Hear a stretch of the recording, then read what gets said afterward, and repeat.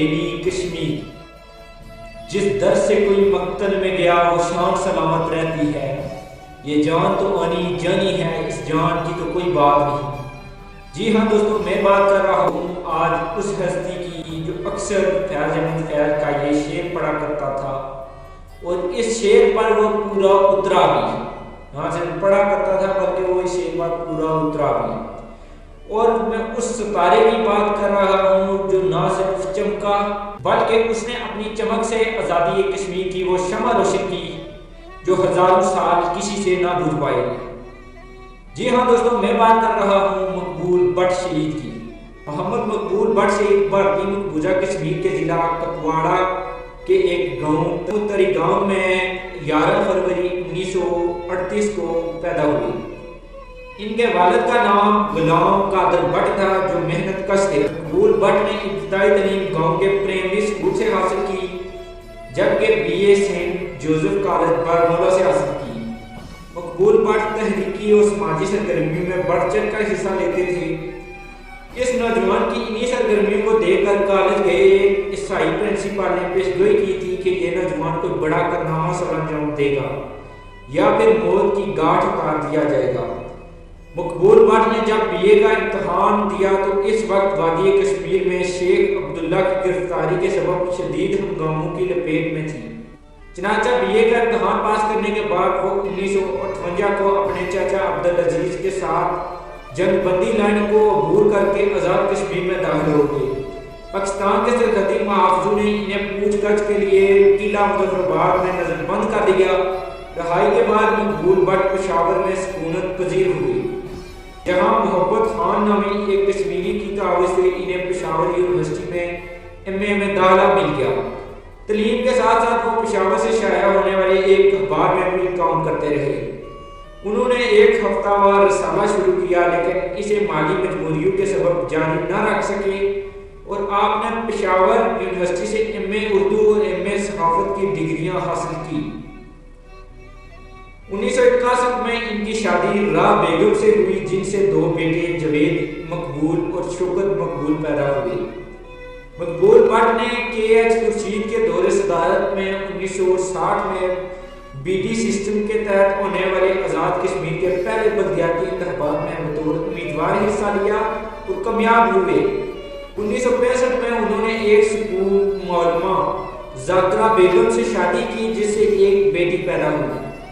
1965 میں مقبول بٹ اور ان کے ساتھیوں نے محاذ رائے شماری کے نام سے ایک سیاسی پارٹی کی بنیاد رکھی، اور اپریل 1965 کو سیالکوٹ کے مقام پر محاذ کا پہلا کنونشن منعقد ہوا، جس میں مقبول بٹ محافظ کی پبلسٹی سیکرٹری منتخب ہوئے۔ کنونشن سے فارغ ہونے کے بعد محاذ کے سرمرکزی عہدیداروں نے سیالکوٹ اور جموں کشمیر کے مبین سجیت گڑھ کے بارڈر پر جا کر مقبوضہ کشمیر کی مٹی ہاتھ میں اٹھا کر حلف اٹھایا اور اس وطن کی عزت اور آزادی کے لیے جان کی قربانی دینے سے دریغ نہیں کریں گے۔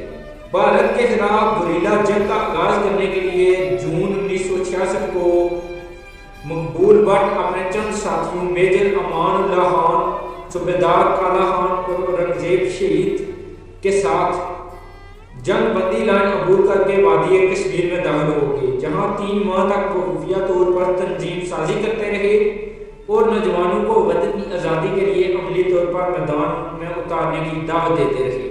مقبول بٹ اور ان کے ساتھیوں پر بغاوت پھیلانے کے جرم میں مقدمہ قائم کیا گیا۔ کشمیر ہائی کورٹ کے ایک ہندو جج نے سزائے موت سنائی۔ مقبول بٹ نے سزائے موت سنانے والے جج کو عدالت کے کٹہرے میں کہا کہ جج صاحب، وہ رسی ابھی بنی ہی نہیں جو مقبول بٹ کے لیے پھندا ثابت ہو سکے۔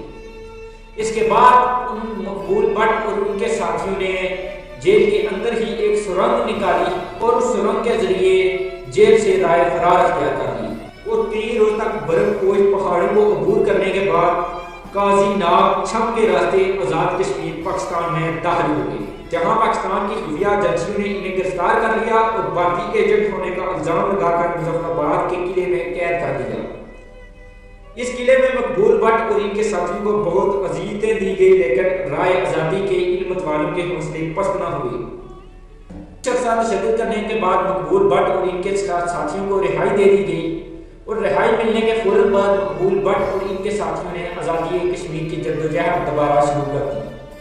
مقبول بٹ نے 1975 میں آزاد کشمیر قانون ساز اسمبلی کے لیے ایبٹآباد اور مری کے حلقوں سے 2 نشستوں پر انتخاب لڑا، لیکن کامیابی حاصل نہ کر سکی۔ البتہ الیکشن مہم میں انہوں نے اپنے وطن کی آزادی کا پیغام گھر گھر جا کر پہنچایا۔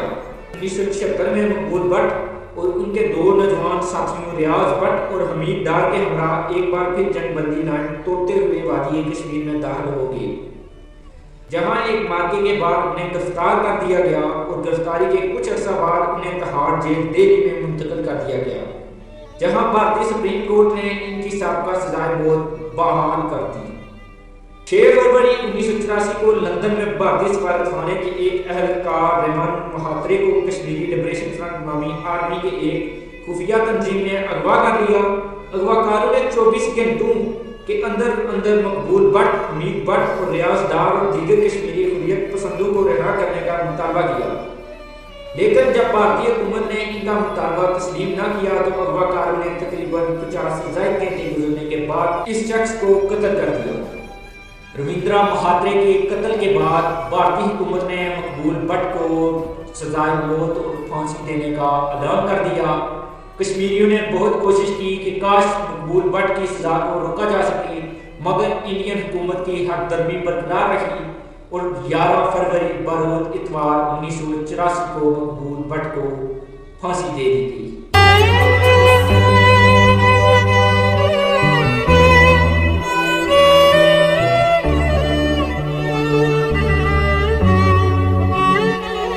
اور کشمیری آزادی کا روشن ستارہ غروب ہو گیا۔